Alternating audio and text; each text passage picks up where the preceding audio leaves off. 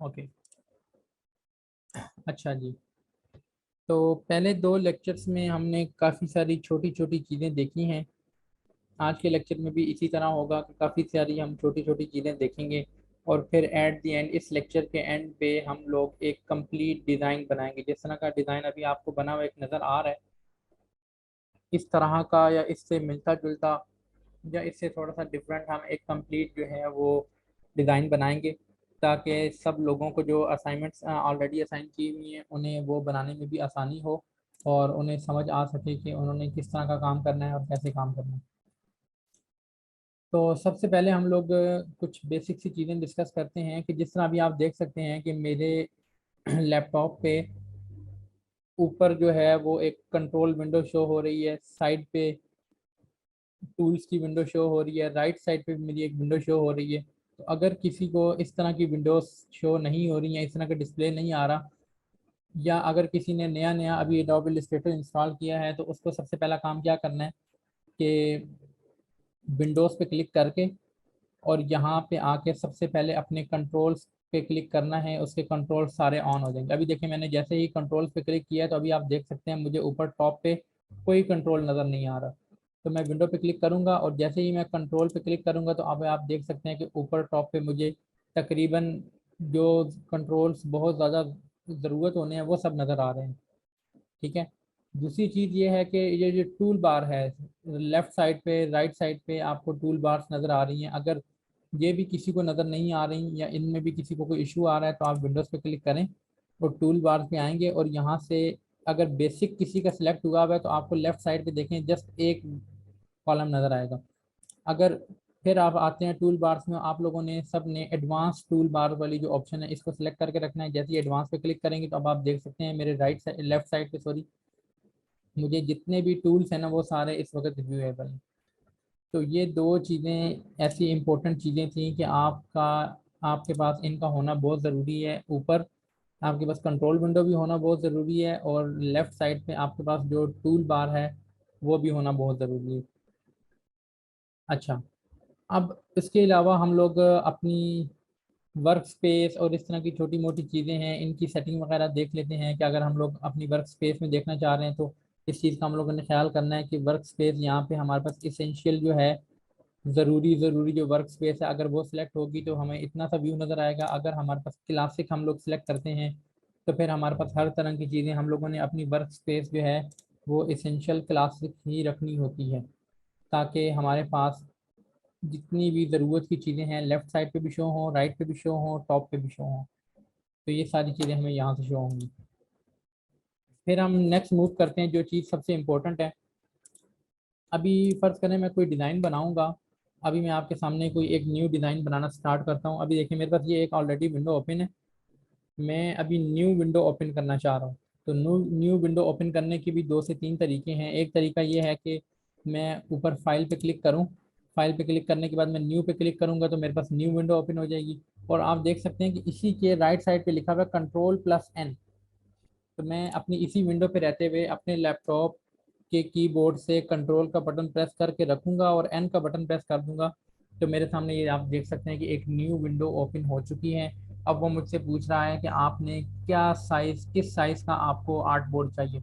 अगर मुझे मोबाइल के लिए पोस्ट बनानी है तो मैं यहाँ से मोबाइल का कोई फ़ॉन्ट से वो साइज़ सेलेक्ट करूँगा। वेब के लिए बनानी है, प्रिंट करने के लिए बनानी है तो नॉर्मली मैं रिसेंट में जो ऑलरेडी मैं यूज़ करता हूँ लेटर वाला जो फ़ॉन्ट साइज़ है, सॉरी आर्ट बोर्ड साइज़ है, मैं ये यूज़ करता हूँ। तो मैं लेटर वाले को क्लिक करके ये मैंने क्रिएट के बटन पे क्लिक किया तो अभी आप देखेंगे कि कुछ ही सेकंड्स में हमारे सामने ये एक न्यू आर्ट बोर्ड ओपन हो गया है। न्यू आर्ट बोर्ड ओपन करने के लिए आप कंट्रोल प्लस एन। अब ये चीज़ें जान लेना सिर्फ इसलिए ज़रूरी है कि जब हम लोग एक डिज़ाइन बना रहे होते हैं तो उस वक्त सारे काम अगर हम ऊपर इन टूल्स में जाके या लेफ़्ट साइड पे आके टूल से या ऊपर जो हमारी कंट्रोल विंडो है यहाँ से आके सेलेक्ट करने लग जाएंगे तो हमें एक डिज़ाइन जो 20 मिनट में बनना चाहिए था वो से बनते बनते 40 मिनट लग जाएंगे। ये शॉर्टकट कीज़ का यही फ़ायदा होता है कि आपको न्यू विंडो ओपन करने की शॉर्टकट की पता है, आपने जस्ट कंट्रोल प्लस एन, बेशक ये इस तरह की चीज़ें आप लिख लें, कंट्रोल प्लस एन प्रेस करेंगे तो आपकी जो है वो न्यू विंडो ओपन हो जाएगी। ओके। अब ये हम इसके अंदर ये देखते हैं कि एक ऑप्शन होती है स्मार्ट गाइड की। वो आपके इलस्ट्रेटर में सबसे पहले ओपन होना बहुत ज़्यादा ज़रूरी है। हम लोग व्यू पे आएंगे। व्यू पे आके ये देखें, ये स्मार्ट गाइड की ऑप्शन इस वक्त मैंने यहाँ पे अपने पास इसको चेकआउट किया हुआ है। अगर मैं इसे चेकआउट नहीं करता, अब मैं जितना भी काम करूँगा वो सारा काम मेरे पास उसकी कोई मुझे गाइडलाइन नहीं दी जा रही होगी। अब ये देखिए, ये मैंने एक शेप ड्रा की, ठीक है। इसके अलावा ये मैंने दूसरी शेप ड्रा की, ये तीसरी शेप ड्रा की। मुझे यहाँ पे किसी भी तरह की कोई गाइडलाइन नहीं दी जा रही कि ये शेप इसके बराबर है या इसके ऊपर है या इससे नीचे है। अब मैं इसको कंट्रोल जी करके मैंने बैक कर दिया, और अब मैं यहाँ पे व्यू में आके देखिएगा मैंने अपनी स्मार्ट गाइड को ओपन कर लिया, ठीक है। अब मैं क्या करता हूँ कि एक मैंने रेक्टेंगल शेप ड्रा कर ली है। अब जब मैं दूसरी शेप ड्रा कर रहा हूँ तो ये देखें, एक पिंक लाइन आ रही है, वो ये बता रही है कि अगर मैं इसके बराबर ही नीचे से इसके बराबर इसे रखना चाहता हूँ तो मैं इसे यहाँ पे रोक दूँ। ये पिंक लाइन मुझे एक तरह की गाइडेंस दे रही है। अब मैं इसकी हाइट भी देखूँ, अगर हाइट देखें, ये पिंक लाइन मुझे बता रही है कि इस बॉक्स की हाइट इतनी ही है। मैं इस तरह इसे ना कंट्रोल का बटन प्रेस करके रखूँगा और प्लस का बटन दबाऊँगा तो मैं अपनी स्क्रीन की जो विंडो है ना उसे ज़रा जूम इन कर लूँ। अब ये देखिए, आपको ज़रा बड़ा नज़र आ रहा है। अब मैं इसी अपने बॉक्स को राइट साइड से भी थोड़ा सा ड्रैग करता हूँ, तो देखें जहाँ पे मुझे वो पिंक लाइन अभी इसने शो कर दी, इसका मतलब है कि मेरा लेफ़्ट साइड वाला और राइट साइड वाला बॉक्स किसी ना किसी एंगल से सिमिलर हो रहे हैं। अब मैं आपको इसकी सिंपल सा इसका और अगर यूज़ करके बताऊँ तो मैं यहाँ पे आता हूँ, मैं एक नेक्स्ट एक और बॉक्स बनाता हूँ। ये देखें, ये बॉक्स, ये जब पिंक लाइन मेरे पास आ जाएगी इसका मतलब है गाइडेंस की लाइन है कि इसकी हाइट इतनी ही मुझे रखनी चाहिए। ऊपर से मैं अगर इसकी हाइट सेट करूँ तो ये देखें, ये ऊपर जा रही है, जैसे ही नीचे आएगी यहाँ पे ये देखें इधर पिंक लाइन शो हो गई है, 5 लिखा हुआ है। इसका मतलब है कि इसकी हाइट अब इसके बराबर हो गई है।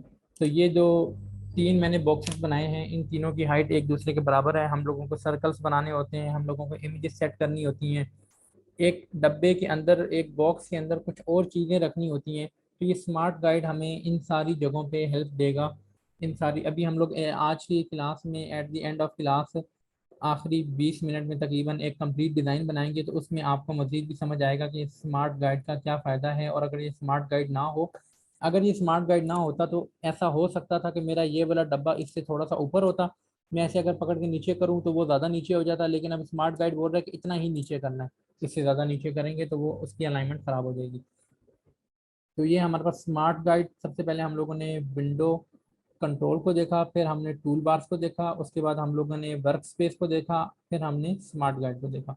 ये चार ऐसी बेसिक बेसिक चीज़ें थी कि जो आपको पता होनी चाहिए। दूसरी बात, अब फर्ज करें आपके आपकी ये जो काम करने वाली विंडो है, आर्ट बोर्ड, ये अभी आपके सामने है। आप नीचे से स्क्रॉल होने की वजह से या लेफ्ट या राइट तरफ से स्क्रॉल होने की वजह से आपकी वो स्क्रीन आपके फर्ज करें कि गुम हो जाती है। अब देखिए, मैं यहाँ पे आ गया हूँ। अब मुझे पता नहीं है कि मुझे कितना राइट जाना है अपनी स्क्रीन के लिए और मुझे ऊपर से नीचे कितना स्क्रॉल करना है अपनी स्क्रीन तक पहुँचने के लिए। तो इसके लिए हम एक शॉर्टकट की यूज़ कर रहे हैं, कंट्रोल का बटन प्रेस करके रखेंगे और ज़ीरो प्रेस करेंगे। जैसे ही हम लोग कंट्रोल प्लस ज़ीरो प्रेस करेंगे तो हमारे पास हमारी वो विंडो सामने आ जाएगी कि जिसके ऊपर हम लोग काम कर रहे होंगे। अभी अक्सर होता है स्क्रॉल डाउन हो जाता है या जूम इन या जूम आउट करते वक्त, आप फर्ज करें मैं इस चीज़ को यहाँ पे रखा हुआ है, मैं जूम इन कर रहा हूँ, अब ये मेरे पास इसकी शेप खराब हो, जैसे मैं कंट्रोल पर जीरो प्रेस करूँगा तो ये ज़रा छोटे साइज़ की होके एक स्टैंडर्ड साइज में आके मेरे सामने मेरी पूरी विंडो आ जाएगी। इस एक सिंगल विंडो पे मैं देख सकता हूँ कि मैंने अभी तक कितना काम कर लिया है। तो ये कंट्रोल प्लस ज़ीरो का काम था, ये भी एक शॉर्टकट की है, इसे भी आप लोग ध्यान में रखिएगा कि कंट्रोल कंट्रोल प्लस ज़ीरो का क्या काम है। ओके। उसके अलावा हम लोग अभी जो हम लोगों ने कुछ दो तीन शेप्स बनाई हैं, इन्हीं के बारे में ही कुछ डिस्कस करते हैं। कि फ़र्ज़ करें कि ये जो मैंने बॉक्स बनाया है, ये आपके सामने एक बॉक्स नज़र आ रहा है, मैं अपनी वर्किंग स्पेस को थोड़ा सा बड़ा कर लेता हूँ ताकि वो बुरी ना लगे। ये मेरी वर्किंग स्पेस है। मैं अब मैंने वर्किंग स्पेस को मैंने आपको पहले ही बताया था, फ़र्ज़ करें ये मैंने अपनी वर्किंग स्पेस को सिलेक्ट किया, यहाँ पे आके आर्ट बोर्ड टूल का एक मेरे पास आर्ट बोर्ड टूल है, इसे मैं क्लिक करूँगा और लेफ़्ट साइड से पकड़ के मैं अपनी वर्किंग स्पेस को बड़ा कर लेता हूँ, राइट से भी पकड़ के मैं अपनी वर्किंग स्पेस को बड़ा कर लेता हूँ। अब इसके अंदर मैंने अपने सारे काम करने होंगे। ओके। अभी तक हम लोगों ने यहाँ पे एक रेक्टेंगल बनाया हुआ है। अब इस रेक्टेंगल के ऊपर हम लोग कुछ एक्टिविटी करेंगे। लाइक ये जो सॉरी स्क्वायर शेप बनी हुई है, ये मैंने स्क्वायर शेप को अपने सामने ओपन कर लिया। अब इसमें दो चीज़ें हैं, एक इसमें है बाउंडिंग बॉक्स है और इसमें एक एंकर पॉइंट है। ये जो साइडों पे आपको लाइंस नज़र आ रही है ना, बाउंड्री जो है इसे बाउंडिंग बॉक्स कहते हैं। और ये जो आपको चार डॉट्स नज़र आ रहे हैं, इन डॉट्स को हम लोग एंकर पॉइंट्स कहते हैं। ये एंकर पॉइंट होते हैं कि शेप को चेंज करने में हेल्प देते हैं। लास्ट क्लास में हम लोगों ने करके देखा था, अगर मैं एक एंकर पॉइंट को पकड़ के अंदर को ड्रैग करूंगा तो वो चारों एंकर पॉइंट्स बराबर बराबर आ जाएंगे। अगर मैं किसी एक एंकर पॉइंट को क्लिक करके अगर अंदर को ड्रैग करूंगा तो सिर्फ वो एक ही एंकर पॉइंट मुड़ेगा, बाकी सारे एंकर पॉइंट्स अपनी जगह पे रहेंगे। तो ये बाउंडिंग बॉक्स और एंकर पॉइंट्स तक की बात थी। एक्चुअली मैं आज आप लोगों को ये कुछ स्पेसिफिक और टेक्निकल से नेम इसलिए बता रहा हूँ कि आप लोग अगर कभी ग्राफिक डिज़ाइनिंग में कुछ डिज़ाइन बना रहे हैं, या आपका कोई जानने वाला डिज़ाइन बना रहा है, या आपके किसी क्लाइंट ने आपसे डिज़ाइन बनवाना है, तो अगर वो इस तरह की कुछ टेक्निकल टर्म्स यूज़ करे तो आप तो बोलें कि जी हमें तो डब्बा ही बनाने आता है और डब्बे के अंदर चारों कोनों पे एक एक नुक्ता होता है, तो उससे हम लोग इसको जो है ना वो ड्रैग एंड ड्रॉप कर सकते हैं। तो ये चीज़ जो है बहुत गैर मुनासिब होगी। आप लोगों को पता होना चाहिए कि जो हमारी बाउंड्री होती है इसे हम लोग बाउंडिंग बॉक्स कहते हैं। ये जो हमारे इसके अंदर चार पॉइंट्स बने हुए हैं, इन पॉइंट्स को हम लोग एंकर पॉइंट्स कहते हैं। अभी हम लोग आगे बहुत सारे काम इस तरह के करने वाले हैं कि जहाँ पे हम लोगों ने एंकर पॉइंट्स को यूज़ करना है। तो ये सारे नाम ऐसे हैं कि जो कॉमनली यूज होने हैं और कॉमनली यूज होते हैं, तो आपने इन सारे पॉइंट्स को अपने ध्यान में रखना है। तो ये थे हमारे पास एंकर पॉइंट्स। अब नेक्स्ट जो है वो हमारे पास एक जो चीज़ बहुत ज़्यादा यूज होनी है उसके बारे में अभी हम लोग डिस्कस करते हैं। लाइक मैंने यहाँ से ये जो मल्टीपल शेप्स आ रही हैं, सपोज करें कि मैं यहाँ से ये इलिप्स टूल जो है इसको लेता हूँ और एक मैंने यहाँ पे अपने पास शेप ड्रॉ कर ली। अब देखिएगा कि ये मैंने सर्कल शेप ड्रॉ करनी है, ठीक है। अगर मैं इसको राइट साइड पे खींचूं, मैं इसको नीचे को खींचूं, तो ये सर्कल शेप नहीं बन रही। तो वो जो अभी अभी मैंने एक स्मार्ट गाइड यूज़ किया, तो जैसे ही इस तरह आपके पास दरमियान में इस तरह का एक क्रॉस लगा हुआ आपको नज़र आ जाएगा, तो इसका मतलब है कि अब आपकी शेप जो है वो एक सर्कल शेप बन रही है। इसकी हाइट भी इस वक्त 100 है, इसकी विड्थ भी इस वक्त 100 है, क्योंकि यहाँ पे सामने शो हो रही है 100.93 इसकी हाइट है और 100.93 इसकी विड्थ है, ठीक है। ये आ गई हमारे पास एक शेप बन गई। अब सपोज करें इधर से मैं कोई और जो है ना वो पिक करता हूँ और फिर मैं शेप बनाने लगता हूँ, तो मैं इस तरह जैसे ही शेप बनाऊंगा इसकी हाइट और विड्थ जब बराबर हो जाएगी, तो मेरे पास दरमियान में इस तरह की एक स्मार्ट गाइड के थ्रू मेरे पास एक लाइन शो होगी जिससे मुझे पता चलेगा कि मेरी हाइट और विड्थ बराबर होगी। ओके। अभी तक के लिए जो मैंने एक सर्कल अभी अभी आपके पास बनाया था, ये इस सर्कल के साथ हम लोग कुछ एक्टिविटी करते हैं। ये जो मैंने एक सर्कल बनाया है, इस सर्कल को मैंने इस सर्कल के राइट साइड पे एक और सर्कल बनाना है अगर, तो एक तो अप्रोच इसकी जो बैड और चीप अप्रोच है वो ये होगी कि मैं इसी सर्कल को कंट्रोल प्लस सी से कॉपी करूंगा और फिर मैं इधर ही कंट्रोल प्लस वी कर दूंगा, तो वो सर्कल आ जाएगा और मैं सर्कल को उठा के उस सर्कल के बराबर में रख दूंगा। एक तो ये अप्रोच है और ये बैड अप्रोच है, इससे कभी ऊपर होगा कभी नीचे होगा। इस अप्रोच को हम लोग स्टैंडर्ड अप्रोच नहीं मानते। अभी हम लोग इसके लिए जो अप्रोच यूज़ करेंगे वो हम क्या कि अपने कीबोर्ड से आल्ट का और शिफ्ट का, आल्ट बल्कि आल्ट और शिफ्ट दोनों ही प्रेस कर लें एक साथ तो वो ज़्यादा बेहतर होगा। आल्ट का और शिफ्ट का ये दोनों बटन प्रेस करके रखेंगे, अपने सर्कल पे क्लिक करेंगे और इसको ड्रैग करके थोड़ा सा इधर करके ले आएंगे। ये देखें, अब मैंने आल्ट और शिफ्ट प्रेस करके ड्रैग करके अपने सर्कल को इस तरफ जो लेके आया हूँ। इसका क्या मतलब है कि ये मेरा वाला जो मैंने अभी जो सर्कल लेके आया हूँ, ये सर्कल इसके बिल्कुल राइट साइड पे आया है, क्योंकि वो सीधी सीधी लाइन जो है वो इसी चीज़ को रिप्रेजेंट कर रही है कि आपकी जो शेप आ रही है वो सीधी आ रही है। अभी मैंने कंट्रोल जी किया, मैं आपको दोबारा करके दिखाता हूँ। आल्ट और शिफ्ट का बटन प्रेस करके रखेंगे, अपनी शेप को क्लिक करेंगे, क्लिक करके इसे ड्रैग करेंगे, ड्रैग करेंगे। जैसे जैसे ड्रैग करते हैं जब तक लाइन सीधी आ रही है, आप बिल्कुल सही आ रहे हैं, सीधी करते करते आप इसे यहाँ पे आके ड्रॉप कर देंगे, छोड़ देंगे तो वो सब कुछ ड्रॉप हो जाएगा। तो ये आपकी जो शेप है, एक ही शेप बिल्कुल सेम एज इट इज़ उसी ही हाइट और विड्थ के साथ आपके पास राइट साइड पे कॉपी हो गई है। अच्छा, अब अभी अभी आपने जो एक्शन किया है, क्या एक्शन किया है, लेफ्ट साइड से हमने एक शेप को उठा के उसी की राइट साइड पे प्लेस किया है। अब अगर आपने यही एक्शन दोबारा करना है, अभी अभी जो आपका लास्ट एक्शन था, अगर आपने इसी एक्शन को दोबारा करना है, तो इसके लिए आपको ऐसा नहीं है कि सेकंड वाले सर्कल को कंट्रोल और शिफ्ट प्रेस करके, सॉरी शिफ्ट और आल्ट प्रेस करके ड्रैग करके लेके आएंगे तो फिर वो एक्शन होगा। नो, इसके लिए हम लोग एक शॉर्टकट की यूज़ करेंगे। कंट्रोल का बटन प्रेस करके रखेंगे और डी प्रेस करेंगे। अब देखिए कि मैं जैसे ही कंट्रोल डी प्रेस करूंगा, कंट्रोल डी जैसे ही मैं प्रेस करूंगा, तो जो मेरा लास्ट वाला एक्शन है वो दोबारा से रीडू हो जाएगा। इसमें हम लोग इसको दोबारा से करके देखते हैं। क्लिक करके ड्रैग करते हैं, शिफ्ट का बटन प्रेस करके रखेंगे और इसको हम लोग ड्रैग करेंगे। ये हमारा एक और एक्शन आ गया। अब हम लोग अगर कंट्रोल डी प्रेस करेंगे, लेकिन ये वाली इसकी जो शॉर्टकट की है ये वर्क नहीं कर रही। ओके, अच्छा, यहाँ तक आपको समझ आई कि मैंने एक ही शेप को यहाँ पे 3 से 4 बार उठा के रख लिया। डिफरेंट लाइंस में मैंने जो है वो एक कॉलम में मैंने एक रखा, दूसरे में दूसरा रखा, तीसरे में तीसरा, चौथे में चौथा। तो ये मैंने कुछ शेप्स जो हैं वो अपने पास यहाँ पे रख लिया। अब मैं अपनी विंडो को ज़रा जूम आउट करता हूँ, तो जूम आउट करके भी मैं देख सकता हूँ कि ये मेरे पास 4 शेप्स आ गई हैं। अब क्या करूँगा कि मैं कंट्रोल ए प्रेस करूँगा। कंट्रोल का बटन प्रेस करके रखेंगे, ए प्रेस करूँगा तो मेरी सारी शेप सेलेक्ट हो जाएंगी।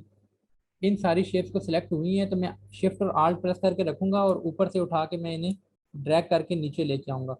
अब इससे क्या होगा कि ये जो मेरे पास शेप्स सारी सिलेक्ट हुई हुई थी, ये सारी शेप्स ऐसे ही ऊपर से नीचे भी आ जाएंगी। कंट्रोल सी करके कंट्रोल बी करेंगे तो बिल्कुल उसके नीचे ही आ जाएंगी। फिर हम लोग इन्हें अपनी लोकेशन पे सेट कर सकते हैं। ये आप देख सकते हैं कि उसके नीचे ही मैंने उन शेप को सिलेक्ट सेट कर दिया। असल में आपको ये बिल्कुल छोटी छोटी चीज़ें बताने का मकसद ये है कि आपने एक ही शेप को जब मल्टीपल टाइम्स यूज़ करना है, तो बजाय इसके कि आप बार बार वहाँ से जाके सर्कल ड्रॉ करें, तो आप ये अप्रोच यूज़ करिएगा कि एक ही शेप को शिफ्ट और आल्ट का बटन प्रेस करके ड्रैग करके राइट साइड पे लाएंगे, तो वो ये शेप दोबारा से वहीं बन जाएगी। तो इसके लिए आपको बार बार जो है वो एक ही शेप को ड्रॉ नहीं करना पड़ेगा। ओके, नेक्स्ट हमारे पास जो है, जो चीज़ आती है वो हमारे पास है कि किसी भी शेप को हम लोग रोटेट कैसे करेंगे। हम लोग कुछ डिज़ाइंस बनाएंगे, उसके अंदर हम लोगों को शेप्स को रोटेट करना होता है। अक्सर शेप्स को रोटेट करना होता है, अक्सर शेप्स को रोटेट करके एक पैटर्न बनाए जाते हैं। अब मैं आपको एक छोटा सा यहाँ पे पैटर्न बना के दिखाता हूँ। फर्ज करें मैंने यहाँ पे इस टूल पे आया हूँ और यहाँ से मैंने राउंडेड रेक्टेंगल या रेक्टेंगल शेप कोई भी मैं शेप सेलेक्ट की है, और यहाँ से मैंने एक ये रेक्टेंगल ड्रॉ कर लिया है। ठीक है, अब रेक्टेंगल ड्रा करने के बाद मैं इस रेक्टेंगल को ज़रा इसकी विड्थ जो है वो मैं कम करता हूँ। ये मैंने इसकी विड्थ कम कर ली है, ये आप देख सकते हैं। अच्छा, और इसकी मैं ज़रा हाइट भी कम कर लेता हूँ, क्योंकि मैंने इसके ऊपर एक एक्टिविटी करनी है तो वो ज़रा बड़ी हो जाएगी। चलें, इतनी काफ़ी है। अब मैं इसकी साइड से इसे राउंडेड कर लिया मैंने। अभी यहाँ तक तो आपको क्लियर है कि ये शेप इस तरह की कैसे बनेगी। ओके, अब अब क्या होगा कि मैंने इस शेप के ऊपर कुछ एक्टिविटी करनी है। इस एक ही शेप से मैं डिफरेंट शेप्स बनाऊंगा या कोई पैटर्न बनाऊंगा। अब आपने देखना है क्या होगा। ये जो शेप है, इस शेप को मैं राइट क्लिक करता हूँ इसके ऊपर और यहाँ पे अरेंज पे आऊँगा, अरेंज पे नहीं सॉरी ट्रांसफॉर्म पे आऊँगा। ट्रांसफॉर्म पे आके मैं रोटेट पे क्लिक करूँगा। जैसे ही मैंने रोटेट पे क्लिक किया, तो मुझसे वो पूछता है कि आपने इस शेप को कितना रोटेट करना है, कितने डिग्री पे रोटेट करना है। तो मैं फर्ज करें कि यहाँ पे 10 मैंने इंटर कर दिया कि मैंने अपनी शेप को 10 डिग्री पे रोटेट करना है। अब 10 डिग्री पे रोटेट होगी, नीचे वो पूछता है कि आपने इसकी कॉपी को रोटेट करना है या इसी वाली को रोटेट करना है। अगर मैं इसकी कॉपी को रोटेट करने पे लिखता हूँ, यहाँ से मैं प्रीव्यू का जो है ना वो चेक मार्क करूंगा, मुझे पता चलेगा कि जो मेरी शेप रोटेट हो रही है वो इस तरह की नज़र आएगी। और दूसरा, मैं यहाँ पे कॉपी वाली ऑप्शन को भी सिलेक्ट कर देता हूँ। तो अब क्या हुआ कि ये देखें, जो मेरी शेप थी उसी तरह की शेप 10 डिग्री पे रोटेट होके एक कॉपी हो गई है। ठीक है, तो अभी अभी जो मैंने एक्शन किया, ये वाला एक्शन था कि हम लोगों ने रोटेट का काम किया, कि रोटेट के बटन को प्रेस करके रोटेट के बटन पे जाके हम लोगों ने ये दिया कि हम लोगों ने अपनी शेप को कितना रोटेट करना है। ये एक की है, 1 मिनट वेट करिए।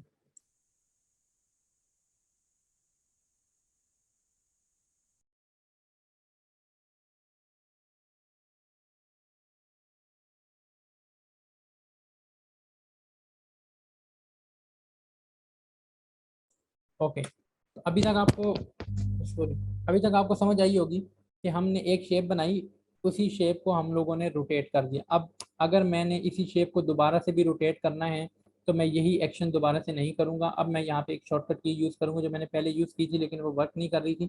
वो वर्क इसलिए नहीं कर रही थी क्योंकि हमने अपने लास्ट एक्शन को क्लिक करके रखना है। ये मेरा लास्ट एक्शन जो था, मैंने उसे सिलेक्ट कर लिया। अब जैसे जैसे मैं कंट्रोल का बटन प्रेस करके डी प्रेस करता जाऊंगा तो ये आप देख सकते हैं कि वही एक्शन जो मैंने पहले किया था कि 8 डिग्री पे रोटेट हुई थी मेरी शेप, तो वही अगेन एंड अगेन होती जाएगी। ये आप देखें कि मैं कैसे उसे जो है ना वो प्रेस करता जा रहा हूँ, और वही शेप जो है वो मेरे पास दोबारा से बनती जा रही है। मतलब ये आप देखें कि ये एक हम लोगों ने पैटर्न बना लिया। ये एक फ्लावर शेप बन गई है, एक बहुत खूबसूरत सा पैटर्न बन गया है। अब हम इसके ऊपर और भी काफ़ी सारे ऑपरेशंस कर सकते हैं। अगर मैंने इसमें से कुछ कम करने हैं तो मैं कंट्रोल जी जैसे जैसे प्रेस करता जाऊंगा तो वो एक एक करके ये पीछे पीछे आते जाएंगे और ये कम होते जाएंगे। ठीक है, तो ये आप देख सकते हैं कि ये हम लोगों ने अपने पास एक डिज़ाइन बनाया है, और इस डिज़ाइन बनाने की टेक्निक बड़ी सिंपल सी है कि जस्ट एक शेप ड्रॉ करनी है, और उस शेप को हम लोगों ने उसके ऊपर एक एक्शन परफॉर्म करना है, और फिर कंट्रोल प्लस डी, डी मैं यहाँ पे लिख देता हूँ ताकि आपको, ये डी फॉर डॉग जो होता है वो वाला डी है। कंट्रोल प्लस डी प्रेस करता जाऊंगा जैसे जैसे, तो मेरे पास वही जो एक्शन है, लास्ट एक्शन जो है वो बार बार रीडू रीडू रीडू होता रहेगा। अब अब इसके अंदर हम एक और ऑपरेशन इसके ऊपर करते हैं। क्या करते हैं कि हम सबसे फर्स्ट वन शेप को सिलेक्ट करते हैं, सेकंड को छोड़ते हैं, थर्ड को सिलेक्ट करते हैं।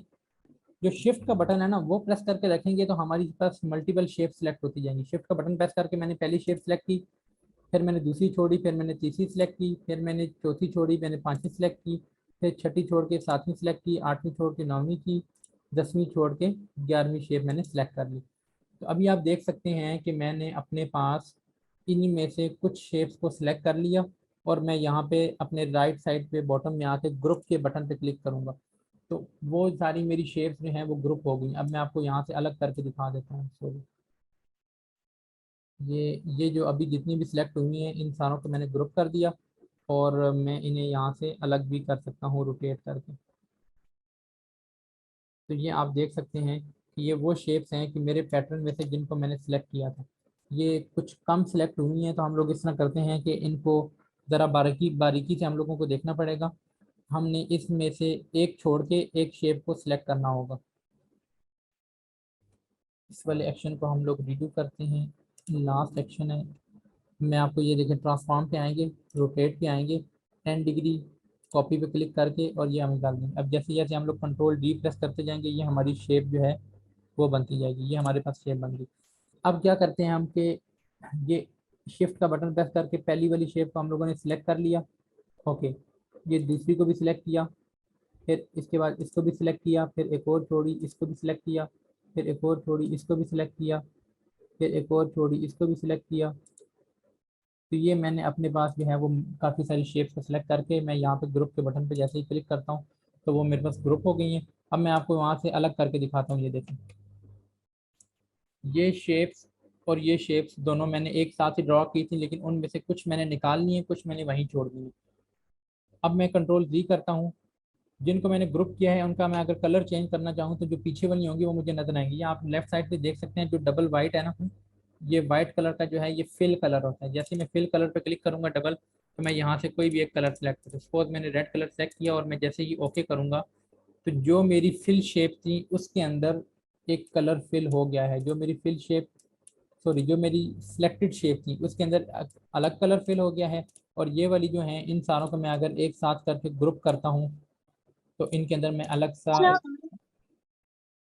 इनके अंदर मैं अलग कलर्स कर सकता हूँ।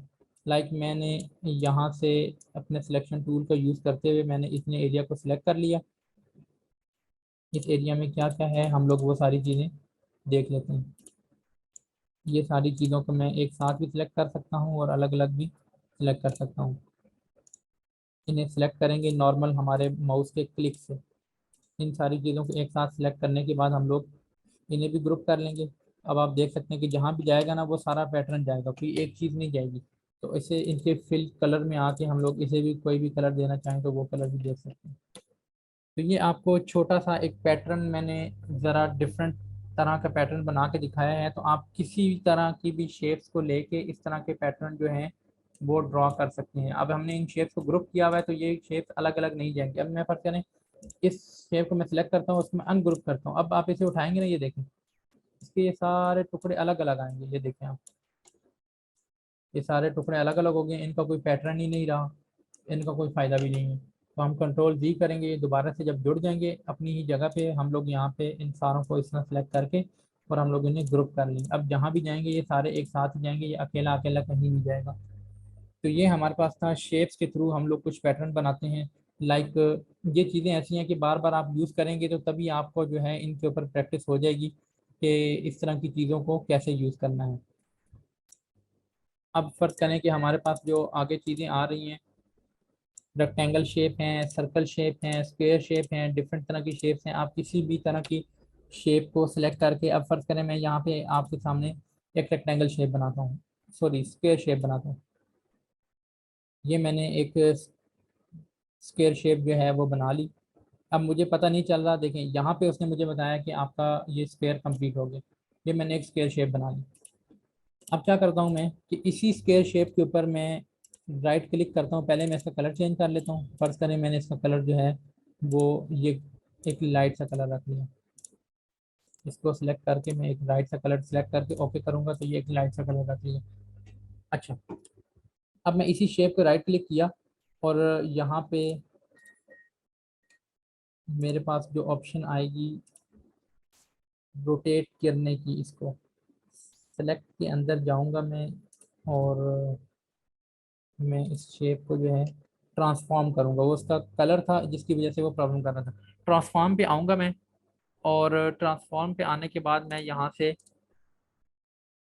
इसको रोटेट करूंगा। जैसे ही मैं रोटेट पे क्लिक किया मैंने, तो मुझसे पूछता है कि कितनी डिग्री पे रोटेट करना है। सपोज करें मैं यहाँ पे 10 को रिमूव करके 45 डिग्री मैंने लिख दिया और साथ में कॉपी भी लिख दिया। जैसी मेरी शेप थी ये उसी के 45 डिग्री पे ये रोटेट होके मेरे सामने ये शेप आ गई है। ओके, अब देख रहे हैं कि ये भी हमारे पास एक तरह का डिज़ाइन बना हुआ नज़र आ रहा है कि एक शेप पीछे है, एक शेप आगे है, और ये हमारे पास एक डिफरेंट तरह का डिज़ाइन बना हुआ नज़र आ रहा है। अब यहाँ पे आपको जो मैं मेन चीज़ समझाने का मकसद जो है वो ये है कि हमारे पास कोई भी चीज़ है वो फ्रंट पे अगर शो हो रही है तो उसका कलर क्या है, अगर उसकी आउटलाइन शो हो रही है तो उसका कलर क्या है। अब ये जो बॉक्स है ना, ये आप देख सकते हैं कि राइट साइड पे ना, लेफ्ट साइड पे सॉरी, ये दो कलर्स नज़र आ रहे हैं। एक फिल एक्स नज़र आ रहा है और एक के ऊपर मैं माउस लाऊंगा तो ये स्ट्रोक है। एक स्ट्रोक है और एक फिल एक्स है।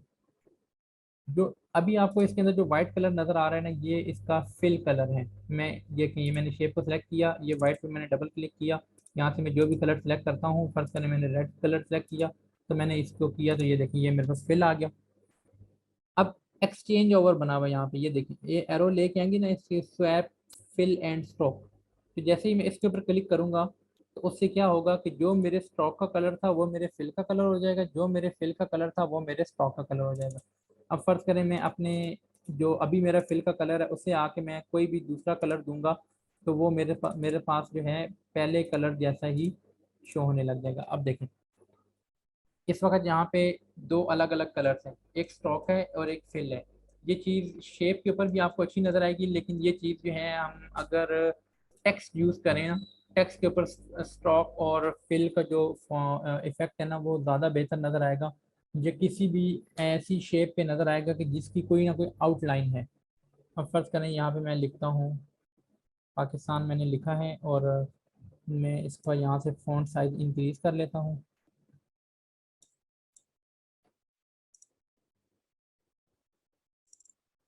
इसका ये जो कलर है इसको मैं नन कर लेता हूँ या कोई भी इसको शेड दे लेता हूँ। अभी आप देखें, आपको ये जो मैंने पाकिस्तान लिखा है ना, इस पाकिस्तान का जो स्ट्रोक है, स्ट्रोक किसे कहते हैं, एक तरह के हम लोग शेड को कह सकते हैं।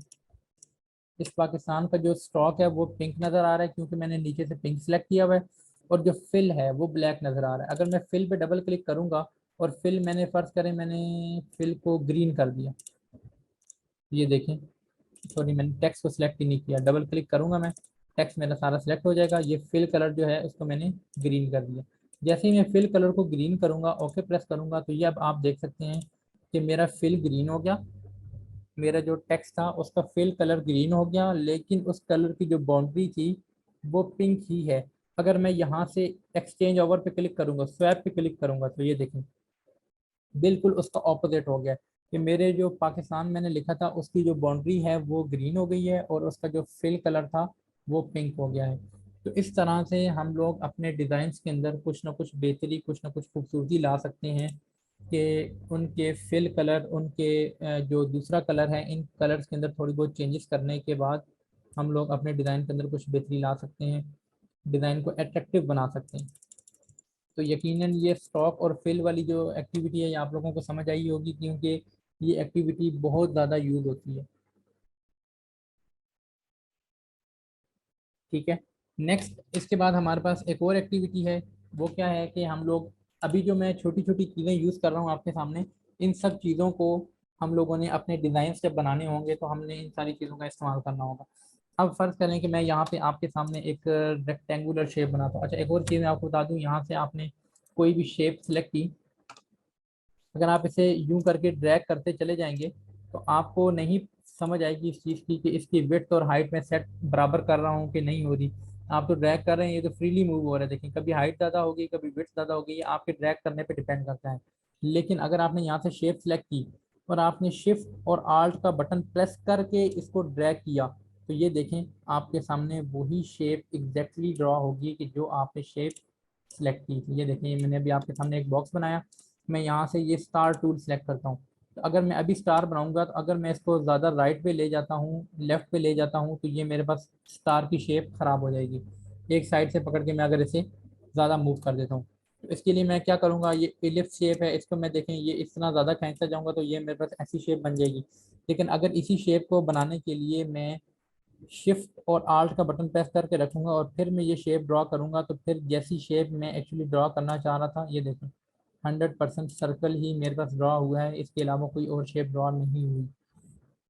बताने का मतलब ये है कि किसी भी चीज़ को क्रॉप करना हो या कोई भी शेप ड्रॉ करनी हो, तो उस वक्त हम लोग शिफ्ट और आर्ट को प्रेस करके अगर वो काम करेंगे तो वो चीज़ अलाइनमेंट में आएगी, लेफ्ट साइड से और राइट साइड से सेम सेम सिनेरियो में वो चीज़ आएगी। अदरवाइज वो चीज़ हमारे पास ख़राब हो सकती है। तो ये हमारे पास कुछ चीज़ें थी कि जो हमारे जानने अब बहुत ज़रूरी था, जिनके लिए अब यहाँ पे हम लोग एक और छोटी सी एक्टिविटी करते हैं। लाइक हम लोगों ने एक रेक्टेंगल शेप ड्रॉ की, आप देख सकते हैं एक रेक्टेंगल हम लोगों ने, सॉरी एक स्क्वायर हम लोगों ने ड्रॉ किया हुआ। अपनी वर्किंग स्पेस को थोड़ा सा बड़ा कर लेते हैं और अपना जो ये हमने एक शेप ड्रॉ की है इसका साइज थोड़ा सा छोटा कर लेते हैं। ओके, अब ऐसा ही बिल्कुल शेप जो है वो मैंने इसके राइट साइड पे लेके आनी है। तो मैं इसको शिफ्ट प्रेस करके रखूँगा और इस शिफ्ट और आल्ट इसी को मैं ड्रैग करके लाऊंगा तो ये इसके बिल्कुल राइट साइड पे भी आ गई। और ऐसे ही मैंने ऊपर भी लेके जानी है तो इसको मैं ड्रैग करके ऐसे ऊपर लेके जाऊंगा तो ये उसके ऊपर भी आ गई। ये वाला खैर एक डिलीट कर देते हैं, हमें 3 ही चाहिए। अच्छा, अब ये हम लोगों ने क्या किया कि एक ही तरह की शेप को ऊपर नीचे लेफ्ट राइट 3 जगहों पे हम एक ही शेप को ले आए।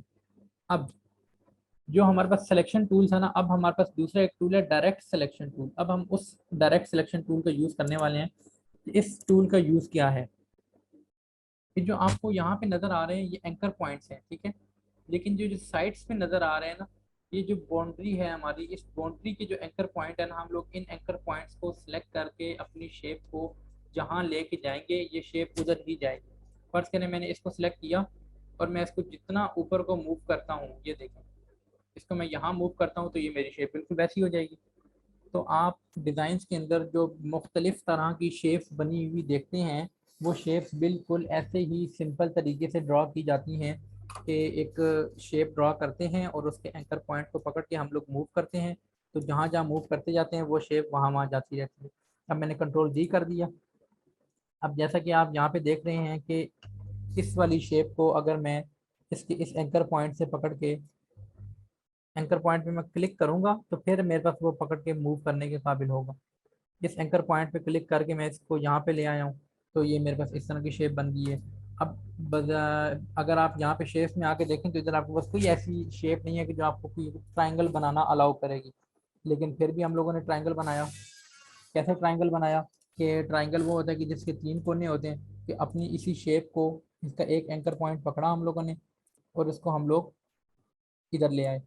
तो ये आप देखें कि हमारे पास एक ट्राइंगल शेप बन गई है। अब इसी तरह आप इसके एंकर पॉइंट्स को सिलेक्ट कर करके अपनी शेप को जैसा मर्जी लेके जाएं। अगर आप एरो शेप बनाना चाह रहे हैं तो ये देखें आपके पास एक एरो शेप भी बन गई है, इसको जैसे मर्जी आप लोग रोटेट कर सकते हैं। दूसरी बात ये कि इसके साइडों पे हमारे पास जो पाथ शो हो रहे हैं, एक्चुअली इन्हें पाथ कहते हैं। इन पाथ के थ्रू हम लोग अपनी शेप को अपना, मैं आपको कुछ आगे जाके हम लोग कुछ ऐसे डिज़ाइन ही बनाएंगे कि जिसके अंदर हम लोग सिर्फ और सिर्फ डायरेक्ट सिलेक्शन टूल का यूज़ करके अपनी पोस्ट का या अपने पोस्टर का एक पूरा डिज़ाइन क्रिएट करेंगे। तो जो डायरेक्ट सिलेक्शन टूल है, इसको यूज़ करने के लिए सबसे पहले जान लेना बस यही ज़रूरी है कि जो भी आपका एंकर पॉइंट है, आपने उस एंकर पॉइंट को सिलेक्ट करना है। और सिलेक्ट करने के बाद आप उसे जहाँ भी लेके जाएंगे, जिस जगह पे भी उसे मूव करेंगे, वो उधर ही आपको लेके चला जाएगा और आपकी शेप को बिल्कुल वैसा ही बना देगा। ये डायरेक्ट सिलेक्शन टूल था। और ये जो दूसरा हमारे पास टूल है, ये टूल हम लोग इसको इसके थ्रू अपने एलिमेंट्स को सिलेक्ट करके ड्रैग करने के लिए या डिलीट करने के लिए, ऐसी एक्टिविटीज़ के लिए सिलेक्शन टूल का यूज़ करते हैं।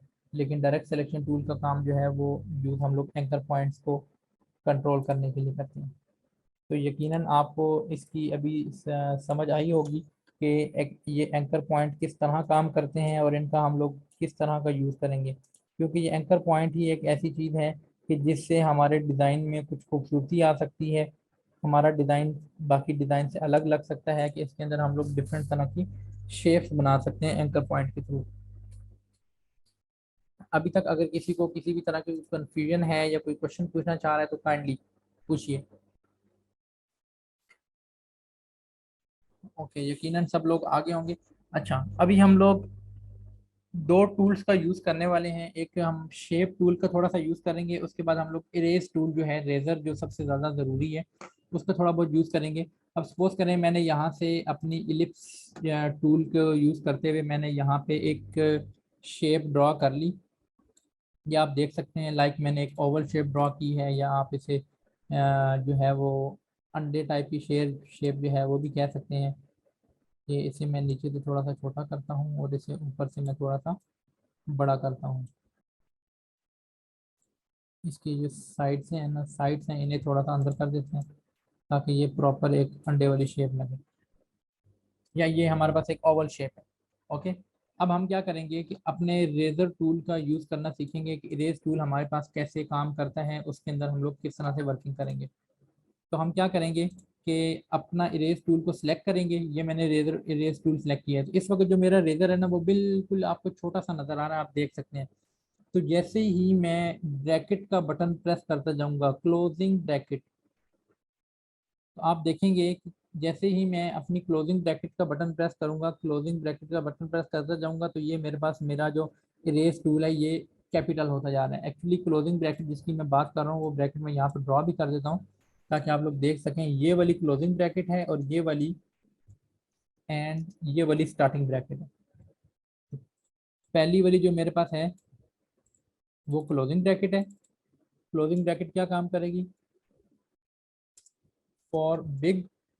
और जो दूसरी है स्टार्टिंग ब्रैकेट, वो यूज़ होगी हमारे पास स्मॉल के लिए। तो मैं इसको थोड़ा सा बड़ा करके मैं यहाँ पे लिख देता हूँ, closing bracket for big.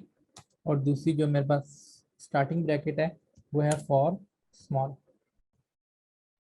Razor को छोटा करने के लिए जो है वो मैं स्टार्टिंग ब्रैकेट यूज़ करूंगा और उसको मैं बड़ा करने के लिए क्लोजिंग ब्रैकेट यूज़ करूंगा। अब देखिए मैंने अपने यहाँ से लेजर सेलेक्ट किया, ये मेरे पास इतना बड़ा शो हो रहा है। अगर मैंने इसको और बड़ा करना है तो मैं क्लोजिंग ब्रैकेट को प्रेस करता जाऊंगा तो मेरा लेजर और बड़ा होता जाएगा।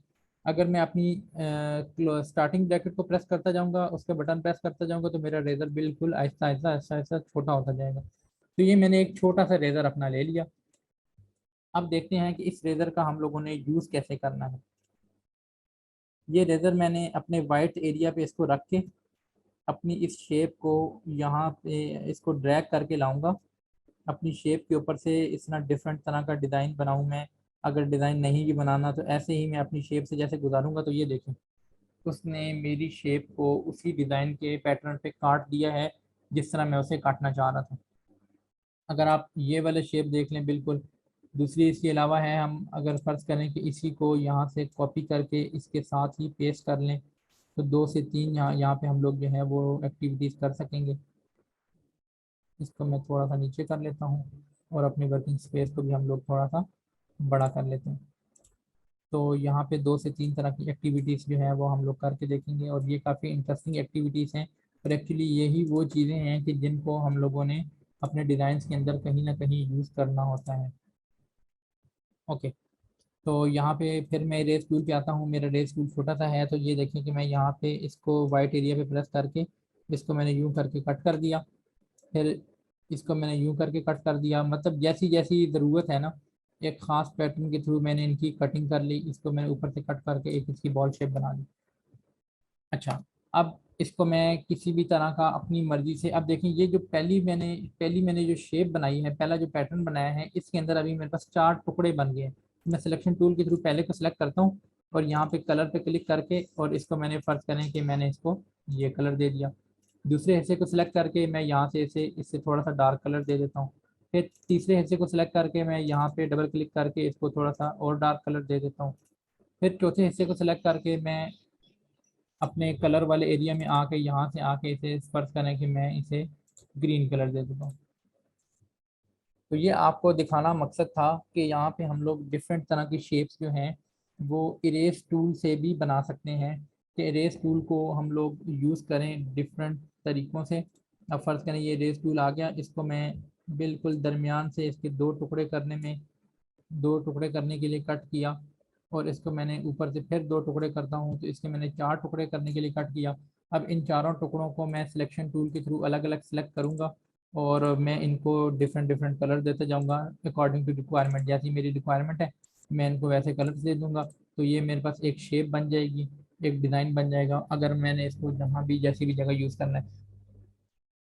तो ये होता है हमारे पास इरेज टूल का काम, कि जहाँ पे भी आपने किसी चीज़ को इरेज करना होता है, आप लोग अपना इरेज टूल पकड़ते हैं और उसको वहाँ से ड्रैग करके लेके जाते हैं, और जब जाके छोड़ देते हैं तो वो शेप दरमियान से अलग हो जाती है। अब देखिए इसको मैं जितना मर्जी जहाँ जहाँ से भी गुजारूंगा, वो जहाँ जहाँ से गुजरेगा ना, वो एक ख़ास पैटर्न के थ्रू उसके ऊपर अपना असर छोड़ता जाएगा, और वो मेरे पास एक अलग सी शेप बनती जाएगी। तो ये मैं कंट्रोल जी कर दिया है, मैं दोबारा से अपनी पहले वाली ही शेप पे आ गया हूँ। अब हम लोग पेन टूल का जो यूज़ है वो हम अपनी नेक्स्ट क्लास में देखेंगे, लेकिन अभी हम लोग एक सोशल मीडिया के लिए आप कह सकते हैं, या जिस तरह की आपको असाइनमेंट दी गई थी उस तरह की एक 0 से लेके 100% तक हम एक पोस्ट डिज़ाइन करेंगे, जिसके अंदर आप लोग देखेंगे कि ये जितनी भी एक्टिविटीज़ हम लोगों ने की हैं वो सारी एक्टिविटीज़ कहीं ना कहीं यूज़ होंगी। ओके, सिलेक्शन टूल को मैं सिलेक्ट करके अपनी स्क्रीन को क्लियर कर लेता हूँ, जो कुछ भी इसके ऊपर है उसे सिलेक्ट करके मैं लैपटॉप से डिलीट का बटन प्रेस कर रहा हूँ, और ये मेरे पास वो चीज़ें डिलीट हो रही हैं। ओके, तो ये मेरी वर्किंग स्पेस है। वर्किंग स्पेस को मैं थोड़ा सा और एक्सपेंड कर लेता हूँ, और इसके अंदर मैं अभी अपना एक डिज़ाइन बनाना शुरू करूँगा। और डिज़ाइन बनाते वक्त मुझे जो चीज़ जहन में रखनी है वो क्या, कि जब मैं अपना, जो मैंने आपको भी लास्ट टाइम ये बात कही थी, कि जब आप अपना डिज़ाइन बना के एक्सपोर्ट करें मुझे सेंड करें, तो वो डिज़ाइन, उसके पिक्सल्स ख़राब नहीं होने चाहिए, वो डिज़ाइन अच्छी रेजोल्यूशन का हो। तो उसके लिए क्या ज़रूरी है, उसके लिए ये ज़रूरी है कि आपका जो डिज़ाइन है उसके अंदर मैक्सिमम नंबर ऑफ पिक्सल्स है। मैं यहाँ से जस्ट एक सिंपल रेक्टेंगल टूल सेलेक्ट करूँगा, और मैंने यहाँ पे शिफ्ट और आल्ट का बटन प्रेस करके मैं यहाँ पे एक रेक्टेंगल शेप मैंने ड्रॉ कर ली। ये रेक्टेंगल शेप में सेंटर में लेके आता हूँ। अब देखें ये इतनी बड़ी रेक्टेंगल शेप मैंने ड्रॉ कर ली कि मेरी वर्किंग स्पेस से भी बड़ी है। तो मैं अपनी वर्किंग स्पेस को ही थोड़ा सा एक्सटेंड कर लूँ तो वो ज़्यादा बेहतर होगा। अब मैं आपको एक नॉर्मली जो है वो एक आइडिया देने लगा हूँ कि आप कितने साइज़ की पोस्ट बनाएं तो वो एक अच्छी पोस्ट समझी जाती है। सपोज करें कि जो आपने रेक्टेंगल ड्रॉ किया है ये आपकी पोस्ट बनाने की, इसके अंदर आपने डिज़ाइनिंग करनी है। तो इसकी अगर आप हाइट, ये इसके राइट साइड पे आप देख सकते हैं हाइट शो हो रही है इस रेक्टेंगल की, पिंक रेक्टेंगल की। इसकी अगर आप हाइट 100 रखते हैं ना, ठीक है, ठीक है, ये मैंने इसकी हाइट 100 रख के इंटर कर दिया। और फिर इसकी विड्थ भी मैंने, सॉरी हाइट और विड्थ दोनों मैंने 100 बाई 100 करके मैंने इसको यहाँ पे शो कर दिया। अब देखें कि मैं जूम इन करके, ये देखें ये मेरे पास एक वर्किंग स्पेस आ गई। अब अगर इतनी सी जगह पे मैं काम करूंगा, इस डिज़ाइन को मैं एक्सपोर्ट करूंगा, 100 इसकी विड्थ है, 100 ही इसकी हाइट है। तो जब मैं इस डिज़ाइन को एक्सपोर्ट करके अपने मोबाइल के अंदर लेके आऊँगा या लैपटॉप में देखूंगा या किसी सोशल मीडिया प्लेटफॉर्म पे अपलोड करूंगा, तो ऑब्वियसली बात है कि ये पिक्चर मुझे धुंधली नज़र आएगी। क्यों? क्योंकि इसके अंदर नंबर ऑफ पिक्सल्स बहुत कम है। हाइट में भी 100 है, विड्थ में भी 100 है। मैं आपको यहाँ पे एक सिंपल कैलकुलेटर ओपन करके अगर दिखाऊं, अगर आपके पास 100 पिक्सल्स हाइट में हो और 100 पिक्सल्स विड्थ में हो, तो आपके पास टोटल कितने पिक्सल्स बन जाते हैं। ये 100 मैंने हाइट में रखे हैं और इसके अलावा ये 100 ही मैंने विड्थ में रखे हैं। तो इनको जब मैं आपस में मल्टीप्लाई करूंगा, तो ये आप देख सकते हैं कि मेरे पास 100 × 100 10,000 पिक्सल्स मेरी उस इमेज के अंदर होंगे। ये 10,000 पिक्सल्स की इमेज है। अभी हम लोग, आपने, आपको कुछ असाइनमेंट्स वगैरह सेंड की गई, कुछ पिक्चर्स वगैरह सेंड की गई, आपने देखी होंगी। उनकी कुछ की रेजोल्यूशन कम भी थी, कुछ की रेजोल्यूशन हाई भी थी। तो हम लोग अपनी तरफ से आइंदा ये प्रैक्टिस किया करेंगे कि हम लोग सोशल मीडिया के लिए, किसी भी एक्टिविटी के लिए जब कोई पोस्ट बनाएंगे, तो मैक्सिमम उसकी हाइट भी हम लोग 1000 पिक्सल्स रखेंगे, ओके, और उसकी हम लोग विड्थ भी 1000 पिक्सल्स रखेंगे। अगर हम लोग 1000 नहीं रखते हैं, अगर हम चाहते हैं कि हमारी पिक्चर, अब मैं आपको इसमें एग्जांपल इस तरह दूं कि एक पिक्चर आपने डिज़ाइन की है, वो पिक्चर जस्ट और जस्ट आपने अपने मोबाइल की स्क्रीन पे देखनी है, ठीक है, तो उसकी 1000 हो, 500 हो, 800 हो, फिर भी बहुत अच्छी लगेगी। एक पिक्चर आप डिज़ाइन कर रहे हैं या एक पोस्टर आप डिज़ाइन कर रहे हैं कि जिसकी हाइट या उसका यूज देखा जाए, तो वो जो सड़कों के ऊपर बड़े बड़े पैनाफ्लेक्स लगे होते हैं, या आपने कोई पैनाफ्लेक्स के ऊपर किसी चीज़ को प्रिंट करवाना है और अपने किसी स्कूल के बाहर, कॉलेज के बाहर, यूनिवर्सिटी के बाहर या किसी भी इवेंट पे वो पैनाफ्लेक्स यूज़ करनी है, या आपने उस चीज़ को जिस जहाँ पे देखना है, उस डिज़ाइन को जहाँ पे देखना है वो चीज़ बड़ी है, लेट्स सपोज जैसे वो प्रोजेक्टर लगा के दीवारों के ऊपर पिक्चर्स देखी जाती हैं, तो वो वहाँ पे तो काफ़ी बड़ा व्यू होता है। तो बड़े व्यू के लिए हम लोगों को नंबर ऑफ पिक्सल्स को इंक्रीज करना होता है, तो इसलिए हम लोग एहतियातन ही ऐसी इमेज बनाएंगे कि इसको जैसे भी व्यू पे देखा जाए ये अच्छी नजर आए। अब मैं आपको सिंपल सी एग्जांपल देता हूँ। मैं इसकी हाइट में फर्ज करें, मैंने विड्थ में इसके 1400 पिक्सल्स ले लिए और मैंने इसकी हाइट के अंदर भी 1400 पिक्सल्स ले लिए। तो ये देखें कि ये मेरे पास 1400 बाई 1400 का एक डब्बा बन के सामने आ गया है। यहाँ पे मैं आपके सामने इस बॉक्स को थोड़ा सा जूम इन कर देता हूँ। ओके, ये आप देख सकते हैं कि ये मेरे पास एक 1400 × 1400 का बॉक्स आ गया। अब ये बॉक्स मेरा वो एरिया है कि जिसके अंदर मैंने अपनी सारी एक्टिविटी या अपनी सारी डिज़ाइनिंग करनी है। ओके, ये हम अपने अगर कैलकुलेटर से इसको चेक करें तो 1400 × 1400, तो ये एक बहुत अच्छा और बहुत बड़ा साइज़ है। 1400 मल्टीप्लाई करेंगे हम लोग 1400 से, पहले हमने जो किया था उसके अंदर हमारे पास 10,000 पिक्सल थे। अभी आप देख सकते हैं कि इसके अंदर कितने पिक्सल्स हैं। 19,60,000 पिक्सल्स हमारी इस पिक्चर के अंदर पाए जाते हैं, जो अभी हम लोग डिज़ाइन करने लगे हैं। तो कहाँ 10,000 और कहाँ 19,60,000, तो उस इमेज में, उस पिक्चर में, उस डिज़ाइन में ज़मीन आसमान का फ़र्क होगा, देखने में फ़र्क होगा, जूम इन करने में फ़र्क होगा। ओके, सबसे पहले हम लोग अपनी पिक्चर का जो हम लोगों ने रेक्टेंगल स्क्वायर शेप ली है, इसका हम कोई एक बैकग्राउंड कलर सेलेक्ट कर लेते हैं। फर्ज करें कि हम लोगों ने इसका ये येलो सा या थोड़ा सा डार्क करके ये हम लोगों ने इसका एक बैकग्राउंड कलर सेलेक्ट कर लिया। अब इस बैकग्राउंड कलर के ऊपर ही हम लोगों ने जो भी एक्टिविटी करनी है वो करनी है। फर्ज कर रहे हैं कि हम लोग, सबसे पहले तो आपको ये पता होना चाहिए कि आप किस तरह की पोस्ट डिज़ाइन करने लगे। अब मैं आपको एग्जांपल दूं कि यहाँ पे हम लोग web development, let's suppose web development करते हैं, ठीक है, तो हमने उससे रिलेटेड अगर पोस्ट डिज़ाइन करनी है, तो हमारे माइंड में होगा कि हमने जो भी चीज़ें यूज़ करनी है वो वेब डेवलपमेंट से रिलेटेड यूज़ करनी है। तो सबसे पहले क्या करेंगे, हम लोग फाइल के बटन पे क्लिक करेंगे और प्लेस पे जाएंगे। प्लेस पे जाके अपना, हमने जहाँ भी अपने लोगोस वगैरह सेव किए हुए हैं, हम वहाँ से जाके अगर हमारा कोई लोगो बना हुआ है हम लोगों ने यूज़ करना है, तो अपना लोगो सेलेक्ट करेंगे। लोगो सेलेक्ट करने के बाद हम उस लोगो को इधर अपनी इस स्क्रीन पे प्लेस कर देंगे। जैसे ही वो लोगो यहाँ पे आके प्लेस होगा, तो हम लोग उस लोगो को अपनी मर्जी से सेट कर सकेंगे। एक मिनट, यहाँ पे हम लोगों ने प्लेस के बटन पे क्लिक किया और यहाँ से अपना लोगो लिया और इस लोगो को यहाँ पे रख दिया क्रॉस। ओके, ये हमारा बैकवर्ड पे जा रहा है। हम लोग एक न्यू जो है वो वर्किंग स्पेस ओपन कर लेते हैं जहाँ पे हम लोग ये सारा काम न्यू से शुरू कर सकें। ओके, तो सबसे पहले हम लोग अपनी वर्किंग स्पेस को दोबारा से बड़ा करेंगे। ये चीज़ें बार बार आपके सामने हो रही हैं तो आपको इनमें अब किसी भी तरह की कोई कन्फ्यूजन नहीं होनी चाहिए। यहाँ पे मैं एक सिंपल मैंने एक शेप ड्रॉ की। शेप ड्रॉ करके मैंने उसकी विड्थ जो है वो 1400 सेट कर दी, उसकी मैंने हाइट भी 1400 सेट कर दी। ये मेरे पास वो एक स्क्वायर शेप में आ गया। मैंने यहाँ से आके इसका जो कलर था ये मैंने चेंज किया हुआ था। ओके, यहाँ से आके मैंने इसका जो फिल कलर था वो भी मैंने अपनी मर्जी से सिलेक्ट कर लिया।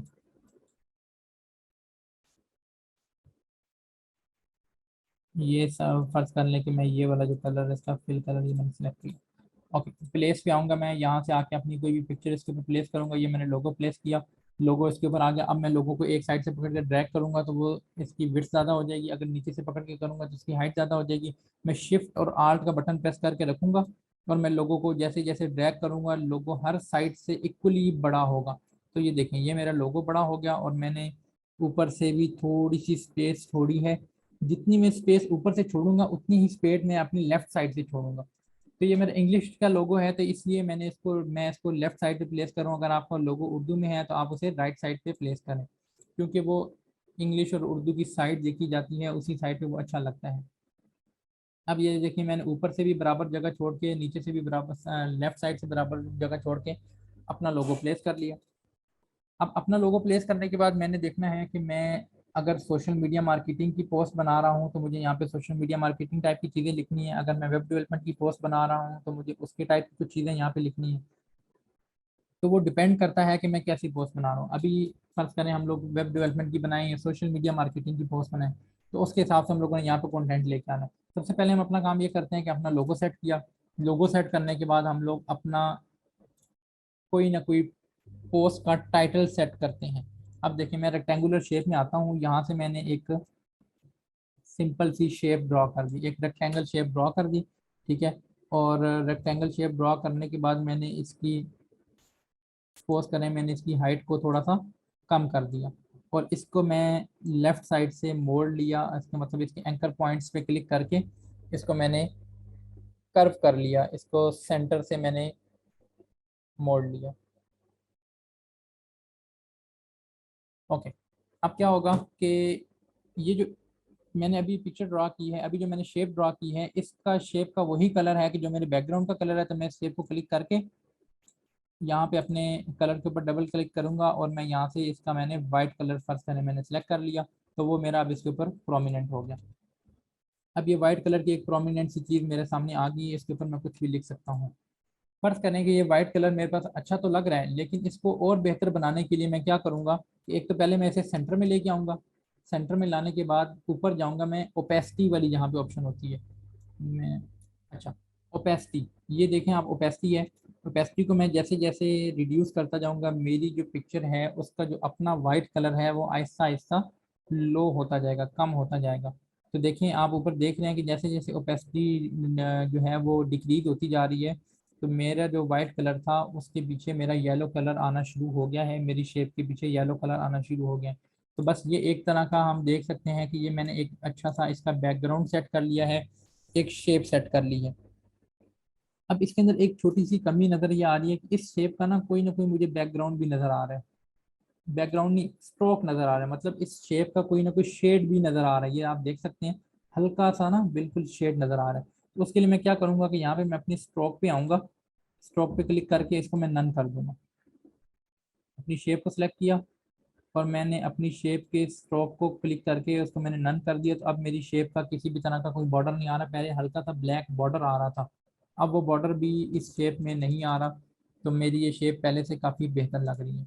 अब फर्ज करें कि मैं अगर वेब डेवलपमेंट करता हूँ, मैं यहाँ से अपना text colour select, font select करूँगा और यहाँ पे मैं इधर मैं लिख दूंगा जी वेबसाइट। ये जो मैं अभी लिख रहा हूँ वो बहुत छोटा है, मैं अपनी टेक्स्ट को सिलेक्ट करता हूँ और यहाँ से उसका फ़ॉन्ट साइज इंक्रीज करता हूँ।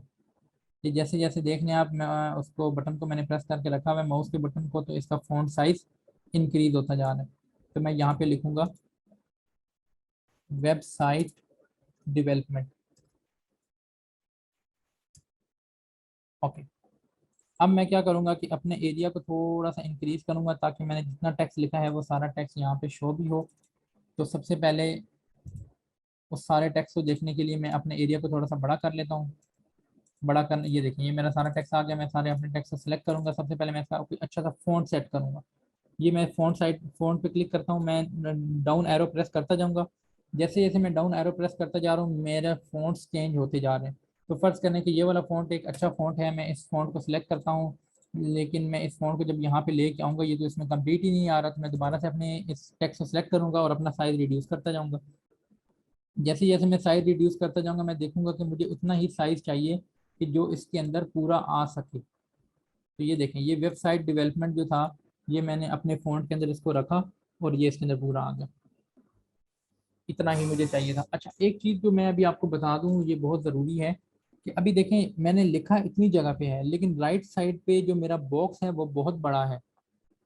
अगर मैं इसको ऐसे ही अभी देखें, वो राइट साइड पे जो खाली जगह है, खाली बॉक्स है, वो कोई जगह नहीं ले रहा। अभी देखें डिज़ाइन में भी वो कोई इसने स्पेस ऑक्यूपाई नहीं की हुई। लेकिन जब मैं इस पिक्चर को एक्सपोर्ट करूंगा तो ये जितनी मेरी राइट साइड पे इसकी स्पेस गई हुई है मेरी पिक्चर इतनी राइट साइड से वाइट शो होगी। तो इसलिए हम लोग क्या करेंगे कि अपने इस एरिया को पकड़ के यहाँ से हम लोग कम कर देंगे। तो ये हमारा जो वेबसाइट है, वेबसाइट डेवलपमेंट है, ये हमारे पास यहाँ पे लिखा है कि हम लोग इसको सिलेक्ट करेंगे और यहाँ से आके अपना selection tool, eye dropper tool को सिलेक्ट करके वाइट पे जैसे ही क्लिक करेंगे तो हमारा फ़ॉन्ट का कलर वाइट हो गया। तो ये आप देख सकते हैं कि वेब डेवलपमेंट मेरे पास लिखा हुआ आ गया। 9 हो गए हैं, हमारी क्लास का टाइम भी ऑलमोस्ट कंप्लीट हो गया, लेकिन अभी मैं अपनी स्पीड को थोड़ा सा अप करता हूँ तो इस डिज़ाइन को कंप्लीट करने की तरफ जाते हैं। ओके, ये मैंने वेब डेवलपमेंट लिख दिया। अब जो इससे बात में मोस्ट इम्पोर्टेंट चीज़ होती है कि हम लोगों को अपने डिज़ाइन के अंदर कोई ना कोई फुटर सेट करना होता है जहाँ पे हम लोगों ने अपना कोई कॉन्टैक्ट नंबर देना होता है। तो मैं इसी डिज़ाइन को नीचे जो था उसको मैंने कॉपी करता हूँ और कॉपी करके इसकी मैं साइड्स पूरी पूरी कर देता हूँ और इसको मैं ऊपर से ड्रैग करके नीचे ले आता हूँ। ये देखें, लेफ्ट साइड से भी राइट साइड से भी और इधर से भी मैं इसको कंप्लीट कर देता हूँ। वो आप पे डिपेंड करता है कि आप इसको नीचे से फुल रखें या नीचे से आप इसे थोड़ा सा किसी भी तरफ से जो है वो हटा के रखें। फर्ज करें मैं इस तरफ से हटा के रखता हूँ तो मैं यहाँ पे, ये मेरे पास वो स्पेस आ गई। अब मैंने इसी अपने टेक्स्ट को कॉपी किया, इधर ही पेस्ट किया, इसके अंदर मैं अपनी चेंजेस करता हूँ। फर्ज करें कि मैं किसी की पोस्ट बना रहा हूँ तो मैं यहाँ पे लिखता हूँ कॉन्टैक्ट अस, और कॉन्टैक्ट अस के आगे मैं अपना जो है वो नंबर लिख देता हूँ। ये मैंने जैसे ही नंबर लिखा है तो मैं अपने इस फॉन्ट साइज की वजह से एक लाइन में नहीं आ रहा हूँ क्योंकि मेरा फ़ॉन्ट साइज जो है वो बड़ा है और वो स्पेस कम है। तो मैं क्या करूँगा, पहले तो अपनी इस स्पेस को कम करूँगा कि जो एक्स्ट्रा में आ रही है, किसी इसका कोई मकसद नहीं है। इस स्पेस को कम करूँगा, फिर मैं अपने फ़ॉन्ट साइज़ को कम करूँगा। ये सारी चीज़ों को मैं सेलेक्ट करूँगा और अपने फ़ॉन्ट साइज़ को जैसे जैसे मैं कम करता जाऊँगा तो वो आप देख सकते हैं कि वो देखें छोटा होता जा रहा है। फिर मैं इसको सिलेक्शन टूल की हेल्प से इसको सिलेक्ट करके और यहाँ पे ला के इसको ड्रॉप करूँगा। इसको मैं नीचे से इसकी हाइट भी कम कर दूंगा। राइट साइड पे जो इसकी विड्थ एक्स्ट्रा है उसको मैं कम करके यहाँ पे मैंने ला के अपने कॉन्टैक्ट अस वाला जो सिस्टम था उसको मैंने प्लेस कर दिया और ये यहीं पे अच्छा लग रहा है। ये मैंने इसको यहाँ पे प्लेस कर दिया और ये जो वाइट स्पेस थोड़ी सी ज़्यादा नज़र आ रही है इसको मैं थोड़ा सा बेशक कम कर दूँ। ओके, ये दो तीन तरह की चीज़ें हम लोगों ने इसके अंदर रखी। अब फर्ज करें कि हम इसके अंदर कोई पिक्चर भी रखना चाह रहे हैं तो मैं गूगल पे आऊँगा डायरेक्ट यहाँ पे, तो मैं यहाँ पे आके लिखूँगा एनिमेटेड बॉय टीचर। ठीक है, यहाँ से आके हम लोग गूगल से इमेजेस पे क्लिक करेंगे तो यहाँ से आके हम मल्टीपल पिक्चर्स ले सकते हैं कि जो पिक्चर्स हमें पोस्ट के अंदर या डिज़ाइनिंग करते वक्त कहीं ना कहीं हम लोग उन पिक्चर्स को यूज़ कर सकते हैं। तो ये आप देख सकते हैं कि आपके सामने बहुत सारी पिक्चर्स आ गई हैं। हम इनमें से जो भी पिक्चर हमारे काम की है या जो हमें अच्छी लग रही है उसे हम लोग डाउनलोड करेंगे और उसे हम लोग कहीं ना कहीं यूज़ कर सकते हैं। अब फर्ज करें ये पिक्चर है, एक सिंगल बॉय खड़ा हुआ है, इसके ऊपर वाटर मार के हम इस पिक्चर को यूज़ नहीं करेंगे। ओके, लेट्स सपोज ये वाली पिक्चर है, ठीक है, हम इस पिक्चर को यूज़ करते हैं। वेब डेवलपमेंट से रिलेटेड हम लोगों को कोई अगर जैसी पोस्ट बना रहे हैं उससे रिलेटेड अगर हम लोगों को मिलती है तो फिर तो बहुत ही अच्छा है। अगर उससे रिलेटेड नहीं मिलती तो जाहिर सी बात है फिर वो उसमें ज़रा ऑकवर्ड सी लगेगी। तो यहाँ से हम लोग किसी भी तरह की पोस्ट जो है वो सिलेक्ट कर लेते, चलें यही वाली पिक्चर हम लोग ले लेते हैं जो हमने अभी हमारे सामने नज़र आ रही है, या चलें ये वाली पिक्चर ले लेंगे। हाँ वो मूंछों वाली भी खैर अच्छी लगेगी। ओके ये वाली पिक्चर हम लेते हैं। इस पिक्चर को मैं राइट क्लिक करके सेव इमेज एज पे क्लिक करूंगा तो ये पिक्चर मेरे पास डाउनलोड्स में आके सेव हो चुकी है। ये पिक्चर मैंने ऑलरेडी यूज़ की भी है, लेकिन मैं अभी आपको दोबारा से ये पिक्चर यूज़ करना बता रहा हूँ क्योंकि इस पिक्चर का बैकग्राउंड वाइट है। तो हम क्या करेंगे, गूगल पे क्लिक करेंगे, यहाँ पे मैं लिखूंगा BG रिमूव। जैसे ही मैं BG रिमूव लिख के एंटर करूंगा तो मेरे सामने एक वेबसाइट ओपन होगी। मैं इस वेबसाइट को ओपन करूंगा। मैं लास्ट टाइम आपको इसका यूज़ बता चुका हूँ कि क्या इसका यूज़ है, इसे हम लोग किस काम के लिए इस्तेमाल करते हैं। तो इमेज अपलोड पे क्लिक करने के बाद मैं यहाँ से आके अपनी उस इमेज को सिलेक्ट करूँगा और वो इस इमेज का ऑटोमेटिकली बैकग्राउंड जो है वो रिमूव हो जाएगा। तो ये कुछ सेकंड लेगा, जैसे ही वो बैकग्राउंड रिमूव होगा तो वो इमेज आपके सामने इस तरह शो होगी और डाउनलोड के बटन पे हम लोग क्लिक करेंगे तो वो इमेज हमारे पास डाउनलोड होगी है। फिर अपनी वर्किंग स्पेस में जाने के बाद फाइल पे क्लिक करके प्लेस पे क्लिक करके अपने डाउनलोड्स में जहाँ भी मैंने वो इमेज रखी है उस इमेज को मैं यहाँ पे क्लिक करूँगा और ये आप देख सकते हैं कि वो इमेज मेरे पास आ चुकी है। इस इमेज को मैं नीचे से थोड़ा सा क्रॉप करना करूँगा, वो इसलिए क्योंकि अगर मैं क्रॉप नहीं करूँगा और नीचे इसके जो पाँव के नीचे जो फ्री एरिया है वो एरिया मेरी पोस्ट के अंदर वाइट वाइट वाइट होके शो हो। तो मैंने नीचे से इसको क्रॉप किया और अब मैं क्या करता हूँ कि इस एनिमेटेड बॉय को मैं थोड़ा सा नीचे भी ले आता हूँ और इसको मैं शिफ्ट और आल्ट प्रेस करके थोड़ा सा बड़ा भी कर देता हूँ। ये भी आप देख सकते हैं कि ये एक ही रेशो से बड़ा हो रहा है। खैर ये थोड़ा सा ज़्यादा बड़ा हो गया, हम लोग इसे थोड़ा सा छोटा कर लेते हैं। ओके तो ये वाइट एरिया बस हम लोगों ने बाहर नहीं जाने देना। ये आप देख सकते हैं कि ये एनिमेटेड बॉय आ चुके हैं, अपनी जगह पे खड़े हैं।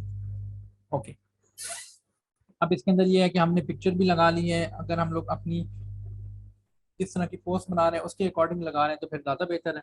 तो ये हमने अपनी पिक्चर लगा ली है, ऊपर वेब डेवलपमेंट लिख लिया, नीचे अपना कॉन्टैक्ट भी लिख लिया।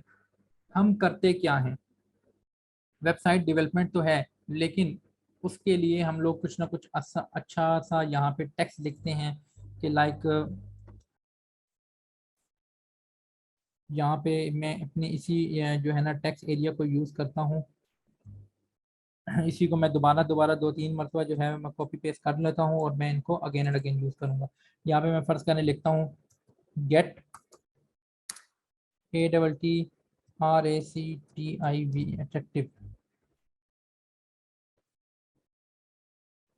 ओनली गेट लिख लेते हैं। ये मैंने गेट लिखा, गेट को मैंने इसकी ये साइजिंग इसकी सेट की और मैं यहाँ पे थोड़ा सा बड़ा करके इस गेट को लिख देता हूँ। ये गेट को मैंने सेलेक्ट किया और इसका फॉन्ट साइज जो है वो मैं 110 तक पहुँचा देता हूँ ताकि थोड़ा सा बड़ा लिखा हुआ अच्छा लगेगा। गेट क्या चीज़ गेट करें, मेन जो चीज़ है, जो चीज़ हम लोग एक्चुअली जिस चीज़ के लिए पोस्ट बना रहे हैं अब उसके बारे में हम लोग यहाँ पे कुछ बताने लगे हैं कि गेट तो है लेकिन गेट क्या, get attractive website. Okay get attractive, attractive website के अपनी एक हमसे जो है वो एक अट्रैक्टिव वेबसाइट गेट करें। या अगर आप अट्रैक्टिव वेबसाइट नहीं लिखना चाहते, आपको सिर्फ वेबसाइट लिखा हुआ अच्छा लग रहा है तो फिर भी ज़्यादा बेहतर है कि हम लोग सिर्फ वेबसाइट के जो है ना उसको सिलेक्ट करके ये जो चीज़ है ना इसको प्रोमिनेंट करने के लिए हम लोग क्या करेंगे, इसका फ़ॉन्ट साइज मैक्सिमम करेंगे। जितना ज़्यादा होगा उतना ज़्यादा अच्छा लगेगा क्योंकि यही वो मेन चीज़ है कि जिसके लिए हम लोग पोस्ट बना रहे हैं। तो ये देखें ये थोड़ा सा मुझे लग रहा है कि थोड़ा सा ज़्यादा बड़ा हो गया, हम लोग बेशक इसे थोड़ा सा छोटा कर लेते हैं। इसे हम लोग 160 पे रख लेते हैं। तो यहाँ पे ये देखें कि ये हमारे पास आ गया गेट वेबसाइट। अब इसकी अलाइनमेंट करना बहुत ज़्यादा ज़रूरी है, लेफ्ट साइड से ये बराबर स्टार्ट हो रहे हों तो वो इसकी अलाइनमेंट समझी जाती है। तो यहाँ पे मैंने लिख दिया गेट वेबसाइट। अब इसमें क्या लिखूंगा, फॉर यूर बिजनेस, अपने बिजनेस के लिए, for your business, YOUR। Okay get website for your business. अब ये चीज़ है कि इसका अगर मैं फ़ॉन्ट साइज इतना ही रख देता हूँ तो ये यहाँ पे बहुत बुरी लगेगी। इसका फ़ॉन्ट साइज मुझे छोटा रखना होगा। तो मैं यहाँ पे इसको इस एरिया को सिलेक्ट करूँगा और इसका फ़ॉन्ट साइज में छोटा करते करते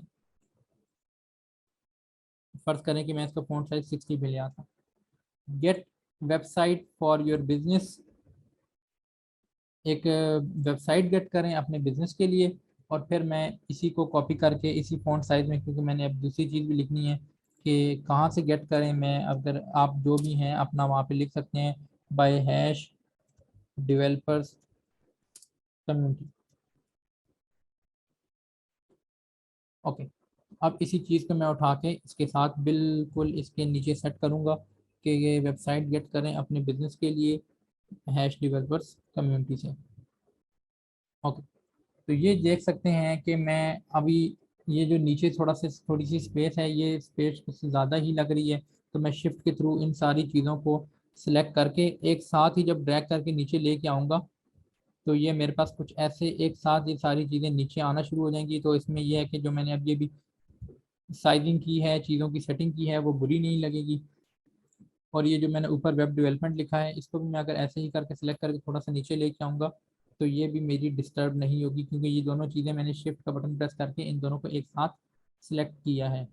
ओके, ये देखिए, अब ये आप पे डिपेंड करता है कि आप कलर्स कैसे यूज़ करते हैं। मैंने बैकग्राउंड पे येलो कलर यूज़ किया है, ऊपर मैंने वाइट कलर यूज़ किया है। आप अगर किसी भी चीज़ को प्रोमिनेंट करना चाहते हैं, फ़र्ज़ करें कि जस्ट मैं बाय हैश डेवलपर्स कम्युनिटी को मैं प्रोमिनेंट करना चाहता हूं, तो उसके लिए मैं ये रेड कलर का इंतखाब कर लेता हूं, तो वो कलर भी थोड़ा सा अट्रैक्टिव लग रहा है। लेकिन ये है कि वाइट के इस येलो कलर के ऊपर ये इतना अट्रैक्टिव नहीं लग रहा कि जितना इसको लगना चाहिए। तो ये डिपेंड करता है आपकी कंडीशन पे, आपकी मर्ज़ी पे, आपके जो है ना अपने माइंड पे कि आप किस तरह का डिज़ाइन बनाना चाहते हैं। ओके, ये भी आप देख सकते हैं कि हमने एक सिंपल सा सोबर सा डिज़ाइन जो है वो बना लिया है। एक एनिमेटेड बॉय खड़ा है, ऊपर वेब डेवलपमेंट लिखा हुआ है, और इसके अंदर हमने कैसी सारी चीज़ों को, कैसे सब चीज़ों की साइजिंग को सेट किया है। अब इसमें सिर्फ करना इतना रह गया है कि हमने इस अपने इसी बनाए हुए डिज़ाइन को एक्सपोर्ट करना है। तो हम लोग क्या करेंगे, एक्सपोर्ट करने में मैंने देखा कि कुछ लोगों को प्रॉब्लम्स आ रही थी कि उनका एक्सपोर्ट इतनी आसानी से नहीं हो रहा था। हम क्या करेंगे, जस्ट एक्सपोर्ट के बटन पे क्लिक करेंगे, सॉरी फाइल के बटन पे क्लिक करेंगे, एक्सपोर्ट पे आएंगे, एक्सपोर्ट एज पे क्लिक करेंगे। जैसे ही एक्सपोर्ट एज पे आके क्लिक करेंगे, तो वहाँ यहाँ हमसे वो पूछ रहा है कि आपने इस डिज़ाइन को कहाँ सेव करना है। फर्ज करें कि मैं ऐसे कहता हूँ कि मैंने अपने किसी भी एक फोल्डर में जाके इस डिज़ाइन को सेव करना है। इस फोल्डर में आके मैंने इमेजेस के फोल्डर में आके इस डिज़ाइन को मैं सेव कर रहा हूँ, और मैं इसको लिखने लगा हूँ। फर्ज करें 29 मार्च 2022, 29 मार्च 2022 के नाम से जब मैं इसे सेव करूंगा, अब मैंने इसकी जो एक्सटेंशन है ना, वो ज़रूर मैंने सेलेक्ट करनी है। या तो वो पीएनजी होनी चाहिए या वो जेपीजी होनी चाहिए। इन दोनों में से कोई एक्सटेंशन होगी तो वो मेरी इमेज की फॉर्म में सेव होगी। नहीं तो ये जो इतनी सारी एक्सटेंशन हैं, ये आपको एक ही बार सेट करनी पड़ती है। इतनी सारी एक्सटेंशन है, वो आपकी किसी भी फॉर्मेट में फाइल चली जाएगी, वो पिक्चर नहीं होगी। तो ये पीएनजी और जेपीजी सिर्फ यही दो यहाँ पे इमेजेस के फॉर्मेट है। मैं यहाँ पे पीएनजी फॉर्मेट सेलेक्ट करता हूँ, और जैसे ही मैं अपने एक्सपोर्ट के बटन पे क्लिक करूंगा, तो ये देखिए मेरे सामने आ गया। वो मुझसे पूछ रहा है कि कितनी रेजोल्यूशन में एक्सपोर्ट करना है।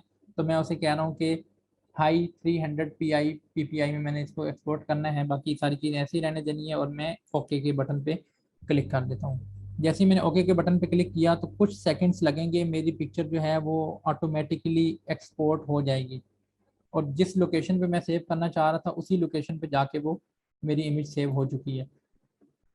अब ये है कि मैंने अपनी इमेज को देखना भी होगा कि यार कैसी लग रही है वो। मैं अपनी इस जो है जहाँ पे मैंने उसको सेव किया है, मैं उस लोकेशन पे आता हूँ, और अपनी इमेजेस के अंदर आके 29 मार्च के नाम से मैंने जो इमेज अभी अभी सेव की है, ये इमेज है वो। इस इमेज को मैं अपने लैपटॉप की स्क्रीन पे ओपन करता हूँ, तो ये देखिएगा आप, ये वो इमेज है कि जो अभी अभी मैंने बनाई है। आपको नज़र आ रही है सबको? जी जी आ रही है। ओके, तो ये वो इमेज है। अब देखें, अगर आप इस इमेज को जूम करके देखें, तो ये देखें, मैं इस इमेज को जूम कर रहा हूँ। ये देखिए मैं इसको कितना ज़्यादा जूम कर दिया कि पूरी पिक्चर की जगह मुझे सिर्फ और सिर्फ वेबसाइट लिखा हुआ नज़र आ रहा है। उसके बावजूद भी ये इसके पिक्सल्स नहीं फटे। ये देखें, ये मेरे लोगों में आए, देखें मेरे लोगों के भी पिक्सल्स इतने क्लियर थे कि वो भी नहीं फटे। नीचे मैंने जो एक एनिमेटेड बॉय यूज़ किया है, मे बी इसके पिक्सल फट रहे हो, क्योंकि हम लोगों ने ये इमेज यूज़ की है। ओके। उसके बाद मैंने जो जितना भी टेक्स्ट लिखा है, जो मेरा बैकग्राउंड है एक्चुअली वो बहुत ज़्यादा मैटर करता है, उसके पिक्सल्स नहीं फटने चाहिए। देखें मेरा जो नीचे नंबर लिखा हुआ है इसके पिक्सल भी नहीं फट रहे। तो मैं अभी इसे जूम आउट करता हूँ और ये देखें कि आपको डिज़ाइन जो है वो आपको यहाँ पे कंप्लीट नज़र आ रहा है, इसमें किसी भी तरह के कोई भी पिक्सल डैमेज नहीं हुआ। अगर अभी इसी पिक्चर को मैं आपको मोबाइल पे दिखाऊं, तो आप लोग मोबाइल पे देख सकते हैं कि ये पिक्चर जो है बिल्कुल वैसे ही व्यू में, मोबाइल शेप में, लेफ़्ट साइड से राइट साइड से, हर तरह से मोबाइल व्यू के अंदर भी ये पिक्चर जो है वो बिल्कुल क्लियर नज़र आएगी। क्योंकि हमने इस पिक्चर के पिक्सल्स ही इस तरह से कुछ सेट किए हैं कि जैसी मर्जी व्यू पे वो पिक्चर चली जाए, उस पिक्चर के पिक्सल ख़राब नहीं होंगे। हालांकि ये पिक्चर 1 MB की भी नहीं है, एक पूरे MB की भी ये पिक्चर नहीं है, लेकिन उसके बावजूद इस पिक्चर के जो है वो पिक्सल ख़राब नहीं हुए। तो अभी आप जो है इसको उस पर भी देख सकते हैं, मोबाइल पे भी देख सकते हैं, आपको मैंने सेंड भी कर दी है। मैं अपनी अगर मोबाइल की स्क्रीन शेयर करूँ आपसे, तो आप उसके ऊपर भी देख सकते हैं कि ये इमेज जो है वो बिल्कुल सही सलामत हालत में जो है वहाँ पे भी नज़र आएगी। ये आप इसके ऊपर जो है वो देख सकते हैं।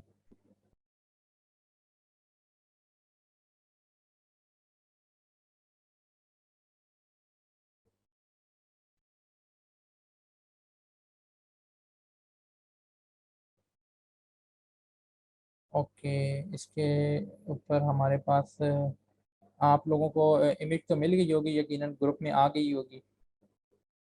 तो मैं अपने मोबाइल के ऊपर व्यू में से ओपन करूं तो ये देखें कि आप देख सकते हैं ये मेरे मोबाइल की व्यू में इमेज आई है।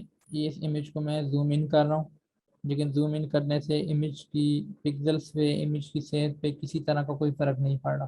तो जितना मर्जी आप इसे जूम करके देखें, आपके सामने ये इमेज नहीं फटेगी। ये देखें मोबाइल पे ये एक्सटेंडेड शेप में नज़र आ रही है। तो ये चीज़ होती है कि आपने ऐसे डिज़ाइंस बनाने हैं कि जो आपके क्लाइंट्स को पसंद भी आएँ, उनके पिक्सल्स भी ना फटें, हर तरह से वो डिज़ाइंस क्लियर होने चाहिए। तो मैं उम्मीद करता हूँ कि आज की क्लास से आपको काफ़ी सारी चीज़ें समझ आई होंगी। अगर किसी की कोई पॉइंट मिस हो गया है, किसी को किसी भी तरह की कोई कन्फ्यूजन है, तो वो रिकॉर्डिंग आपके पास अवेलेबल होगी। इंशाल्लाह कल तक ये रिकॉर्डिंग जो है वो यूट्यूब चैनल पे आ जाएगी। तो आप वहाँ से जाके रिकॉर्डिंग सुन के अपनी जो कन्फ्यूजन्स हैं उन्हें आप क्लियर कर सकते हैं।